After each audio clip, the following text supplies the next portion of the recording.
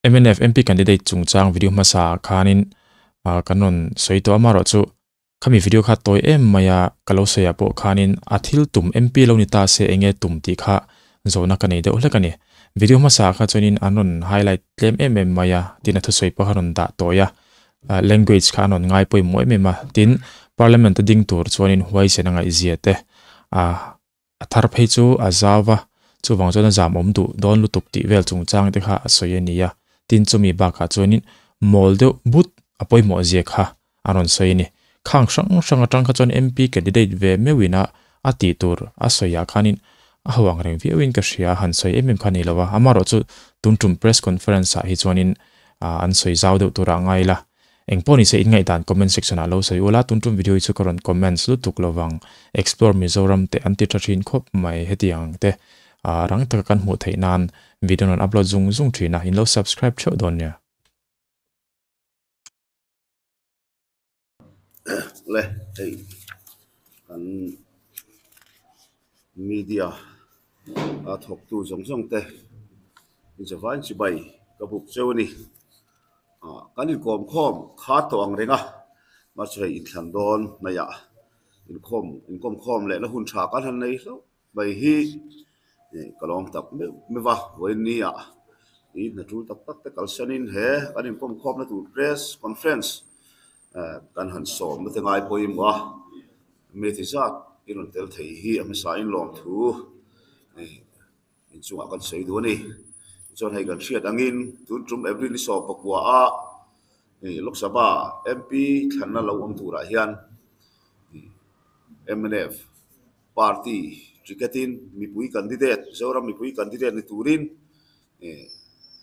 tar chua kan ni a chungchanga hian thil tam tak kan sei seng lovanga mipui kana min hriat pui tura kan du thil then khatte han tar chua kan do chung chu kan han chia chuak de por anga chumi huwa chuan hemi kan press statement ina a huam chhung mi ania bo press statement ina aron talan tel lo po so lo le chan na hun kha zalen takin kan hong don ni le kan press statement te kan lo tar lang nge press statement of ke vanal vena lok sabha MP MNF official candidate ni somni pathum mar sang hi somni pali in rinni kumin sang hi somni pali april ni so pakua lok sabha MP thana nei tura MNF party official candidate tana min thang chuak hi pathian ron chumin lom takin kapoma zoram mipui candidate ni tura anin bua saina heng an huwa ta lan te hi min thria sak turin zoram mipui te ka nge na ni pathian le kan party ho tu te zara kum thum le achan ve chuak khet Rajya Sabha MP kalau ni ve tareng bai ka trap ka lai mek hi kum san hi somni paduk July tha top to tur ani awang le ka trap top huwa chuan min thak turin ruling party MLA te chuan an party mi an du sak zo an the chuak ngei don ti khiat sa ani awangin mizoram ham le kan sa khuwa vong him tura parliament chung le pona aw chuak zel tura hun tam zo ka nei theinan helok sabha MP atana candidate ni de hilom takin kapomani ti zoram mi puiten min hriat puise ka duwa zoram mi puiten min hriat chian zo nan Rajya Sabha MP ka ri chunga ka na thole thil ti then khatte hetiang hian kan ta langani pakhatna Rajya Sabha MP ka ri chung hian parliament sesona mizoram le namtan hoi so panga kalau aw chuak ve towa zo leng mazat kalau zo to boka parliament session voi emazat nei to in MLA vote chiar awanga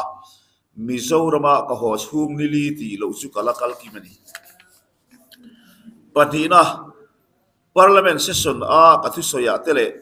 parliamentary standing committee on commerce meeting a kathusoya te hlotlin na engwazat mu turo meka chungjinga then khat te chu man zo ka so thing shal ani theinan China atanga so thing la lu ti top tura kangin na awanga so thing red lo sang ta nia langte oil palm khalna man ti san ani theina tura kangin na in lotlin na mel buwa oil palm ching tu kej ka cheng som a tlo ma khal tu te na minimum support price pack an lo ni ta te parliament session a ka thu soi ma sakber Mizorama Ayush Hospital kam training center din tura kangin na in central sarkar ho tu ta thin lunga ra tha aswa me te hi kalom hle ni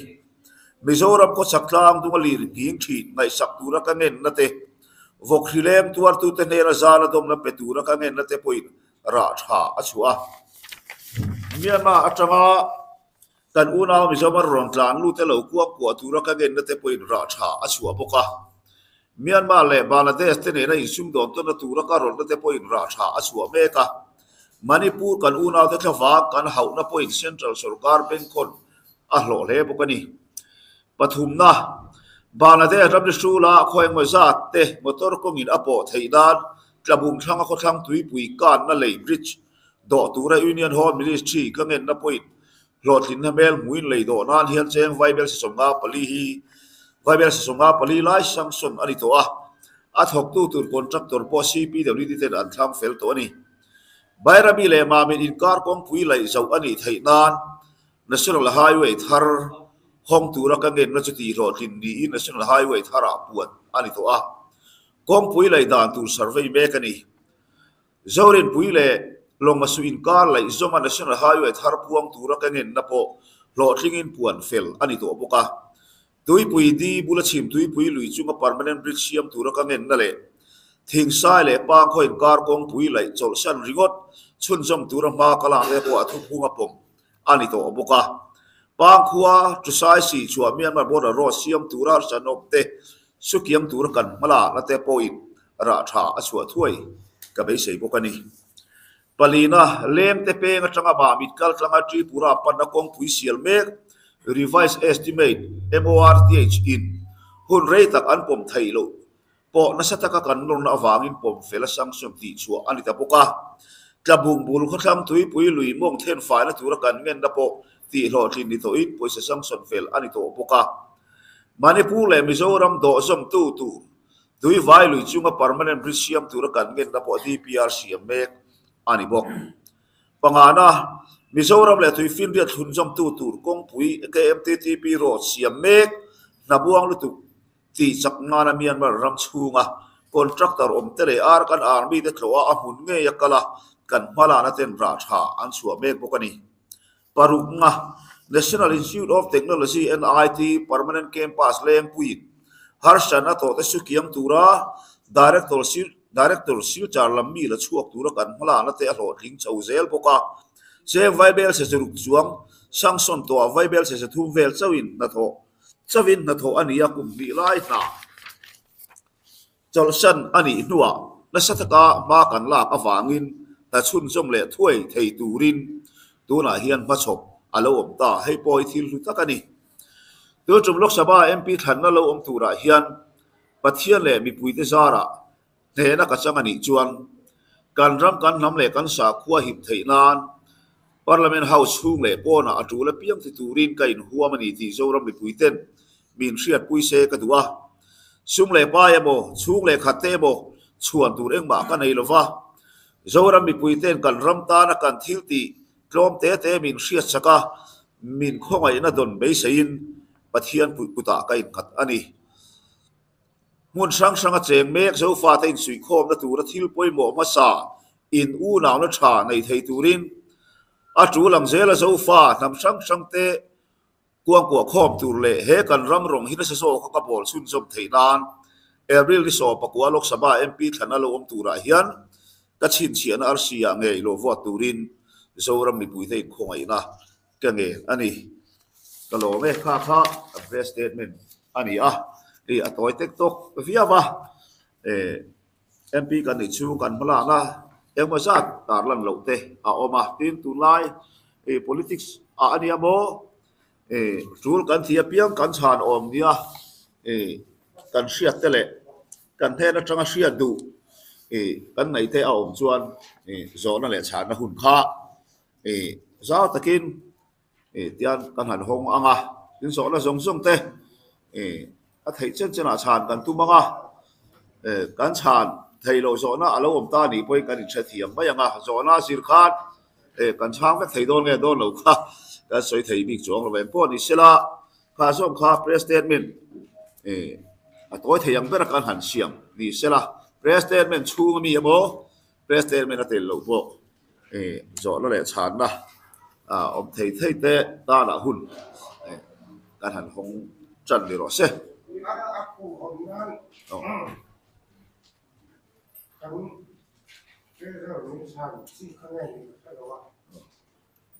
MP kan ya sapa MP kan nei me chu MNF party from a concern ya when they are khat long so ko ni we ina tinga sa ka mai sa wa when they MP ka kan lok sapa MP he party ye hindu no ban ni to ya khat ne ta mai ama pang lai tinga ya candidate sun rom no wa ni thang ni na sa sa nia MP Lok Sabha MNF party chuan pu sila rosang kan candidate ta zora mi puite du sakna changin hlothina kan changa punga chung ani mizoram ayoin Lok Sabha rowarela mizoram tan hum ha soitu tam tak anei ni punpo amang tam na roye chuti lai chona hrisel na lamte lo pan ve a senior lam kumu palamte alo ni te ve ta pa wangin ke chu kalo hai ringe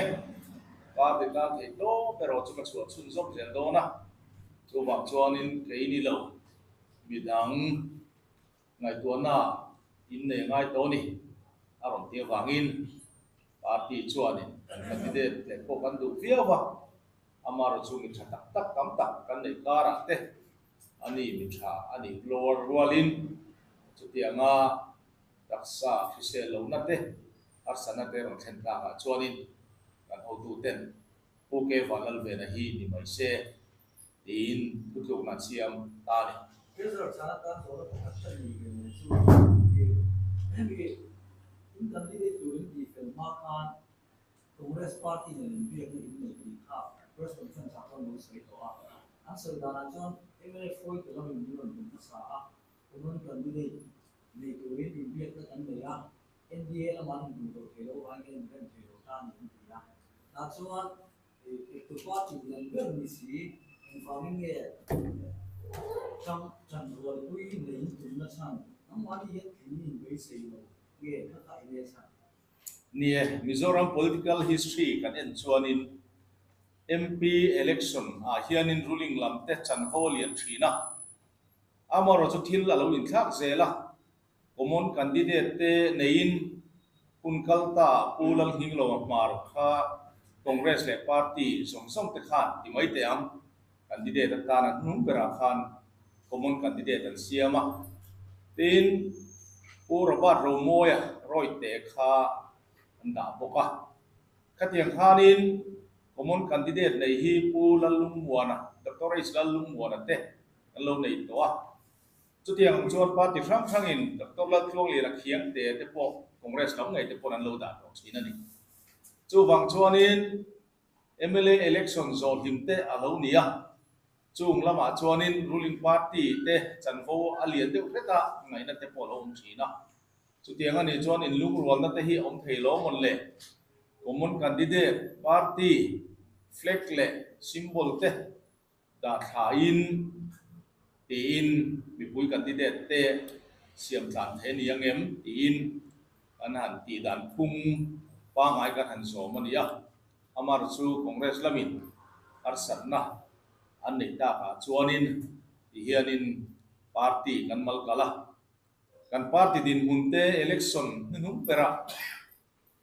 ruling party ZPM chuan 37% vote share an neya MNF in 35% vote share kan neya congress party in 20% vote share an nei boka chung zong kan nei chuanin zoram mi puina candidate common candidate kan nei theita lawa chuanin MNF party kan ayo so parliament a po zam ngai lo puke valal ve na kan nei alom nam dang mi frang sakrang ma zam ngai lo tiang dewin tual fungi ko thiam nge mai kha kan nei a chuan om to kalom tin mal tran kan ti tu ta chuanin puke valal ve na ang hi nei ve sela chu an candidate pekin ka ring Bueno, acá tenés una noticia acá. NDA lo va a hacer una agenda saltable que todo el mundo NDA tanto idea. So kami ka NDA looking at the NDA lo ay si so NDA no so lo ne lo ay sa oh nia tun ra se saba MP tram kan man mek a po hianin NDA a sarkar suai tu te thil ti hi abikin namte naw le Christian e North India te hian kan do ve ngai zu zu fa e ke ngai po chi tiang thu ka tla nga pui la ya chairman ina ka microphone a off ngai khop te na omani so kan thia dangi kan then lo ka Manipur a buai na le har sat na alo thengani kum me tha a changin tu thleng pon ala fel chuang lova cho bi chung cha nga cho kan u nau te zo na thak te an huang to ka ve thim na to lo le foreigner ang hiala pu na kha NDA hruai tu te chong kam kha om chata so wang chuan do dal ngai kha na om chata ni iti ma yang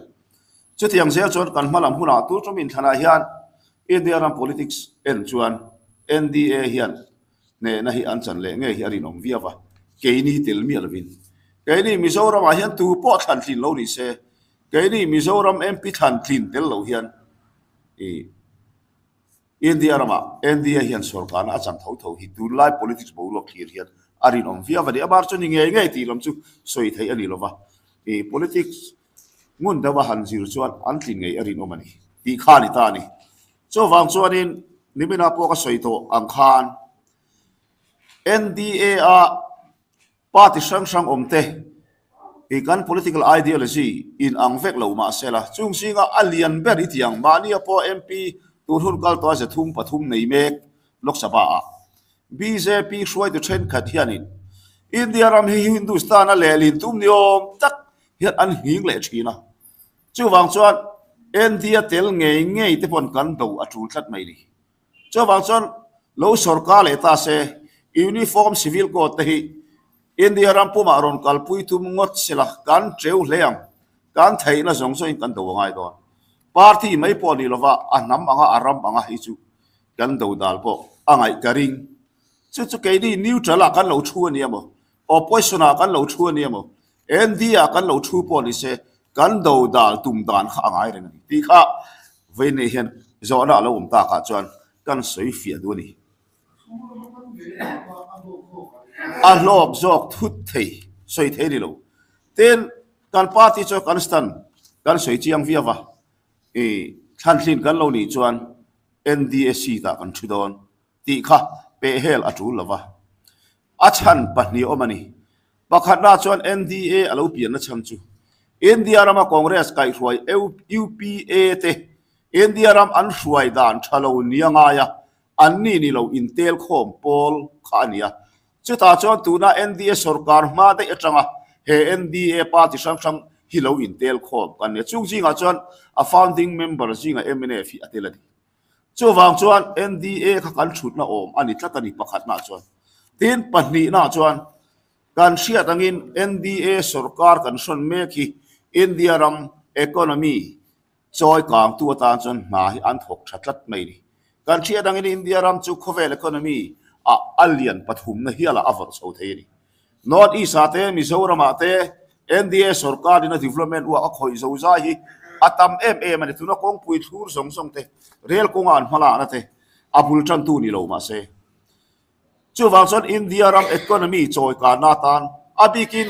ram re thei mani in to del lo tan chon sarkar lai pui nge ngom hi atul riau na hi om tlata chung point pali te wang chuan NDA a thut hi then ka tin social thin ma sela state pachia kan nia wang hian sarkar le ngei don an lan buk si wang hian NDA tel hi i athat na a omani kan ti ani adon le ro chuan kan soi to khan NDA policy ni si lo ma se NDA alien ber mani po sarkar thei ko pa MP nga CBJP an oba heng hian India ram hi Hindu rama chei tum niom tak hian an chere fo china chimini wang chuan ngai dan aloin an lo awangin kan ram kan nam kan sa kwa hom him tu ero chuan NDA tel chung khan thei patopin kan lo do dal to ai na point kan do dal le me a tu la nia a thazok do ni chuan NDA tanga in pel chua dei po eng tik lai ma in kan team lawang ti kha kan soi du bo ka di ka chang em oi zo na kha ka thelo ve kha ka chan thei dan ka chan thiam dan ni ro se pakatan zore chu malak sakai ronta laka o chuan tuna hian enge malak sapa o MP fan ni ngi fan tu rajya sabha MP di lai na MP fan ni o MP fan hi ni a zo na om takania kan ron ta lam tel lova hei to nai kum thum le chan ve ka tram hi kan mang zo de lotani a van doi tha te kan tram chan ve kha chan ve malam kha tiang o kum hi chung kha covid in min ti boya MP fan nei lovin kum ni min siam ani MP fan kum khat le chan ve kan nei ve to ti dang te wani chu kum khata nuai sanga ani kum khat le chan ve chan nuai sa silver sem to nga min ngai ta ula adik chia chia lo ani po in kan sem ve na sa kan phak tok son kan sem then khat chu ni kum in thlan ma oktobara kan thlan kha hei central ina sem dan thara ron siama online ten tianga ya tunla hian ni kum oktobara ni ruka kan sem kha a thedin an thok tran chowa tam zok chu na la thok tran thei lova a khoi tu district sang office a thok te hian training an nei me ka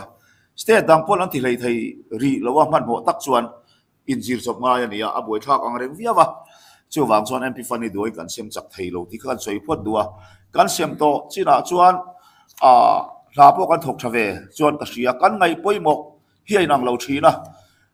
ke ka ngai poimo le MP fan ka sem na tam per chu tho ma kong lai lama thing tlang kon da thu ten leilet motor leilet an kal thlen theina tur te an huan lo ram a hu ho te wa kong an zo si motor ina thlen theina turin phur alo chok theina tur lam te tin kho te de kho kar kong han lai te khatiang chi kha kong lai lam hi kan MP fan sem tam na por takani ti kha kan soi duwa chu ti lai ka ra chuan than mual in han tiang te a hian kan mang nual bok tin uai me run han tiang chi alian pui ni si lo bo kan sem dana tlang pu chuan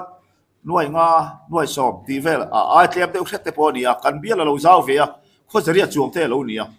nuai zanga kho zaria ti la hai sem tu chot atam thei lo wa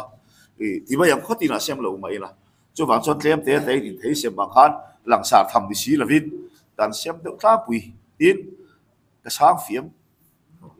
ti chu lo le choi ro sei lan kha kha mi pa ai soi kha lok sa ba lo em pi lon ta la nga te mai la le tiang lampang rong kai kha aron tel te vin ka thei thu na po hian step na ta kan tel lova chachin porta na chachin mu bi tan lo lo ta la na tan po arem thau hi oma MP fan ni si lo hi hei sikul sang sikul za kala thang chuak lawa adong tu hi in thanan puan chi chop chi le to sia in than puan ma ni a khan sang hi lo chuaka sikul sang sikul za ngani solar filter itiang sikul lo pam the tu sik thiang lim a thona ani thei tu solar filter sikul za vela hian sem turin ma kala MP fan ani lo chu nor chua ve ni ino chua ve ni ya chu bita chan noi za ni somma kha MP in than puan ma ni han sanction hi min pe ma sai kan thang fel lo tin chu lo chu mizoram kho sang hai khoen sa le kan ti thei don ka helova preliminary ang dewa sanction lo kale noi za le tlem ania street light solar street light lampang tingklang hun sang apun tur hian mizoram khoen sa ngai kan tuam thei don chu ka helova abul chan na ang dewa nia chu MP fan ani lova mu nge tu lamani lova vanor chu angai ve nia chu tu na hian chu mi nivel ang thawa chuan chu mi ni nuai zal local chu mi in than ma ni lo mani kan soita kha chu ma kar khat vela sanction local to ania kan soi ma saka chu ka tiang khan bo zui tu hi om neu neva iti mayang hei kum thum le chan ve cha wala nia kum ni kha soi to han covid min ti bo ya tin